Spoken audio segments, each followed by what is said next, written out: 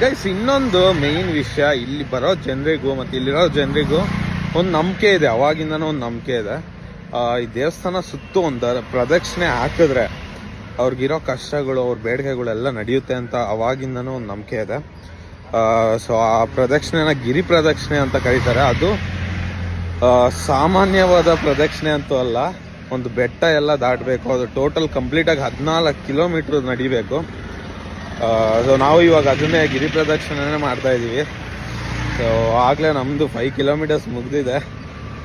ಇದು ನಮ್ಮ ಇಂಡಿಯಾದಲ್ಲಿ ಇರೋ one of the famous temple ತಿರುವಣ್ಣಾಮಲೆಯಲ್ಲಿ ಇದ್ದೀವಿ. ನೋಡಿ, ಇದೇ ಟೆಂಪಲ್ದ ರಾಜಗೋಪುರము.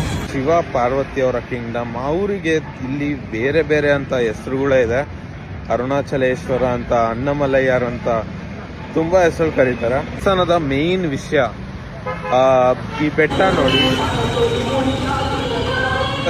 ಟಾಪ್ ಅಲ್ಲಿ ಒಂದು ವರ್ಷಕ್ಕೊಂದಿನ ದೀಪ ಹಚ್ತಾರೆ. ಕಾರ್ತಿಕೈ ದೀಪಂ ಅಂತ ಕರೀತಾರೆ ಗೈಸ್. ಲಕ್ಷ ಗಟ್ಟಲೆ ಜನ ಬರ್ತಾರೆ ಇಲ್ಲಿ, ತುಂಬ್ಕೊಂಡ್ಬಿಡ್ತಾರೆ. ಆ ದೀಪ ಒಂದು ನೋಡಕ್ಕೆ 10 ದಿನ ಸೆಲೆಬ್ರೇಟ್ ಮಾಡ್ತಾರೆ.